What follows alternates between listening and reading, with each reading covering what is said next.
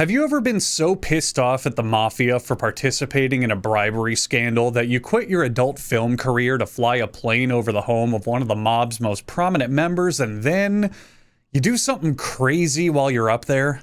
Okay, yeah, let's back up a bit. Mitsuyasu Maeno was a Japanese actor from the 1970s who used the pseudonym Soichiro Maeno while acting and is known as Mitchell Miller in the English dub of this story. Maeno's acting credits include hit films that everyone remembers, such as Eros Schedule Book, Female Artist, Woman Paradise, Have Offspring, and Tokyo Emmanuel.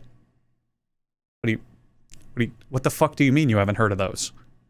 Aren't you a big fan of Japanese sexploitation films? Yes, in a way, Maeno was a porn star. More accurately, he was a Nikatsu Roman porno film star. And in the 1970s, Japan's film industry was getting thrown down the gutter.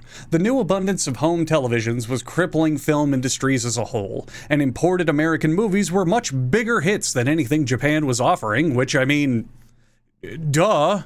Have you seen Sweet Sweetback's Badass Song? 1971 truly was the peak of American cinema. So film studio Nikatsu decided to pivot hard into the adult entertainment market to try to generate some guaranteed hits by promising guaranteed tits. They hired a bunch of directors to make romance films that were mandated to have at least 4 nude or sex scenes per hour. Maeno just so happened to act in a handful of those movies, and while I can't confirm whether or not he personally hung dong, he did have a prominent sex scene in at least one film. So I'm not gonna fight him if he wanted to put porn star on his resume. And I couldn't fight him anyway, because he's dead. But we're getting there, hold your horses. In fact, hold those horses at a steady altitude of 10,000 feet, because Maeno was also a pilot in his spare time, which is going to be very relevant later. But seriously, hold your horses, guys, come on. In fact, make sure those are your Japanese horses and not the ones you imported from another country, because Maeno's other hobby was being an ultra-nationalist. So you're an eligible bachelor with a career in dicking down other struggling actresses on camera, whose spare time is filled with flying planes, really hating any country that isn't Japan, and holding horses. What's a stud like you supposed to do with your life and all this potential? Well, how about you take on the fucking Yakuza? But we're getting to that, hold your horse. Lockheed is a really big company you've probably heard of. Today they're known as Lockheed Martin, and since 1926 they've specialized in 2 things: putting things in the air designed to blow you the fuck up, and paying bribes out the ass to government entities throughout the 50s, 60s, and 70s. Now there's an unrelated, long, complicated, and slightly erotic story involving cool fighter jets, and political intrigue, and shady back alley deals, and huge piles of money, but we don't have time to talk about that boring nonsense. The important takeaway is many key political Japanese figures were involved, including Yoshio Kodama. Yoshio Kodama, or Kodama Yoshio if you're Japanese, was a big boy political fixer in Japan at the time of all this nonsense. His job was to push around muscle and money to aid Japan's right-wing politicians. Oftentimes, this meant hiring Yakuza and other grimy individuals to get their hands dirty, including organizing Yakuza thugs to break up labor unions, and paying them to receive military training to help effectively intimidate opposing journalists. And most importantly, Kodama was a man who shared the same ideologies as your average weeaboo. He too believed glorious Nippon was the greatest country on the planet. He too was a Japanese ultra-nationalist. So in 1976, word of this giant scandal with Lockheed breaks out of talking about how they bukkakied money all over Japanese officials to secure contracts with them. And the public finds out that Yoshio Kodama was one of the key figures in all this, and it pretty much ruins his political career and credibility, which is kind of weird because the dude actively colluded with the Yakuza, but then again, I have played a lot of the Like a Dragon games, and from what I've gathered from that, the Yakuza are super friendly people, and they're really noble, and they're willing to help out anyone in need for free. So I get it. Anyway, this absolutely crushed Maeno. What? Tons of key Japanese political figures were involved in a scandal? With America? But America fucking sucks, and Japan totally fucking rules, he cried. This is fucking verbatim. And Kodama, my main man, my main ultra-nationalist brother, was a key player in all of this? Oh, this really fucking boils my fucking blood. I'll show them what happens when you dare accept a lot of free money and try to work with any country that isn't your own secluded island nation that heavily relies on outside imports for certain things. Okay, that's not what he said. What he actually told his friends of the incident was that Kodama had betrayed right-wing politics and the samurai code.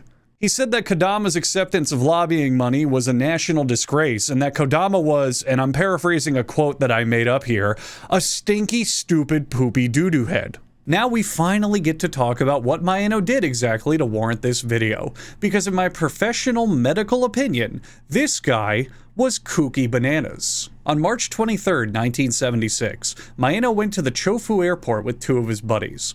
They were all dressed as kamikaze pilots straight out of WW2, and told airport officials they needed to rent 2 planes because they were going to use them for promotional material for an upcoming film on kamikaze pilots. Now, the people at the airport should have realized that if this was an authentic film on kamikaze pilots, the smart move would have been charging them full price for the plane.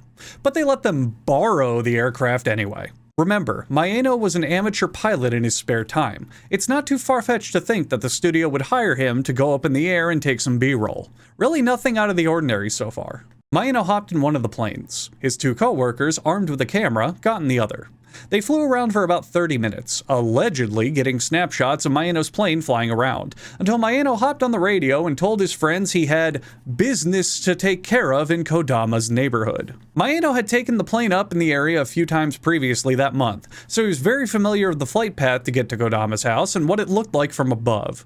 Maeno peeled away in the direction of Kodama's home, and the second plane followed. At 9:50 a.m., Maeno reached Kodama's home and began flying very low above it, doing cool sky donuts to circle it like some sort of erotic imperialist vulture. He blared his plane's call sign over the radio to anyone that was listening, and when a radio operator finally picked up, he yelled, "Sorry I haven't replied for a long time. Long live the Emperor! Bonsai!"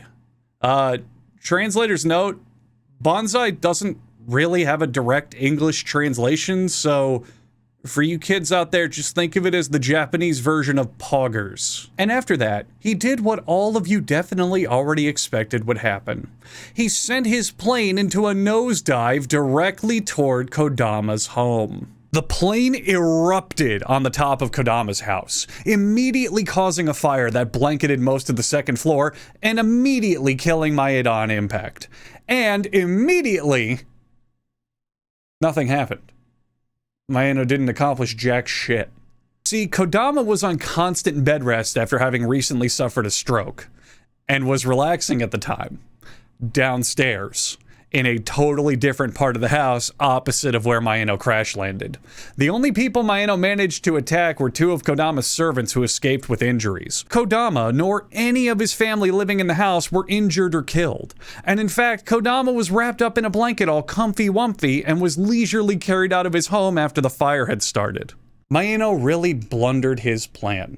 In fact, he blundered it so bad that not only did he fail despite having taken a few flights earlier that month to survey and plan out his attack, but he also informed his flight instructor of his plan shortly before doing it. His flight instructor probably knew what a buffoon Maeno was and didn't even bother to try to stop him. After everyone figured out what the fuck just happened, a large group of right-wing ruffians rushed to Kodama's house to act as bodyguards. There they clashed with the arriving police and also assaulted any reporters that arrived to cover this monumental blunder. Fearing that in all the commotion, things could get even more heated with the Yakuza, and realizing what a stupid plan this all was, the police made a public announcement that Maeno acted alone, and they had no connection to this thing whatsoever the very same day it happened. There was a lot of controversy surrounding this incident, as expected, but I think the most fun takeaway is from Kodama himself. Kodama said that this entire thing was an ironic punishment doled out on him for his involvement in the Lockheed scandal. After all, what better way to make yourself reconsider your actions of accepting bribery from an aircraft manufacturer than for someone to crash an aircraft into your house? Well, and I think we all learned a very important lesson here today. There's a ton of modestly budgeted Japanese porn movies from the 70s that I haven't seen yet. So I've got a lot of work to do. I'll see you later.